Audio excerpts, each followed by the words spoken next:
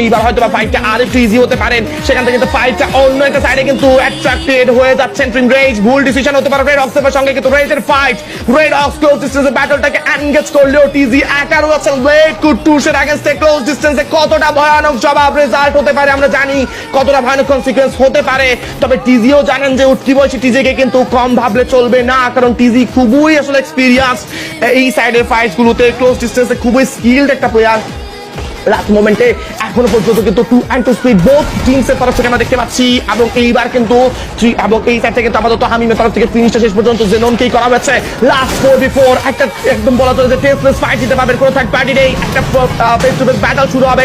কুট্টু শুরু হচ্ছে, পেছন থেকে অলরেডি ফ্ল্যাঙ্ক করে ফেলেছেন। ক্লোজ ডিস্টেন্সে ব্যাটল শুরু হবে এবং নাভানকে প্রথম লক করে ফেলা হচ্ছে ব্লেডের তরফ থেকে। এবার কাউন্টার যাবে টিজিরা, সেই কাউন্টারটা থামাতে পারবেন কিনা সেটা হচ্ছে বড় বিষয়। ব্লেড করেছেন নক, সামির হয়ে যাবে নক এখান থেকে। রেড অক্স এইবার কিন্তু বইয়া যেতে পারে তাদের কাছে। একটা সেগমেন্ট ছুড়ে দিচ্ছেন হামিম 75কে কুট্টুসের last shot, and it's a booyah goes to Team Red Hawks, the champions of Bangladesh। আজকের দিনের কিন্তু টপ একটা পারফরমেন্স তারা দিয়ে ফেলেছেন।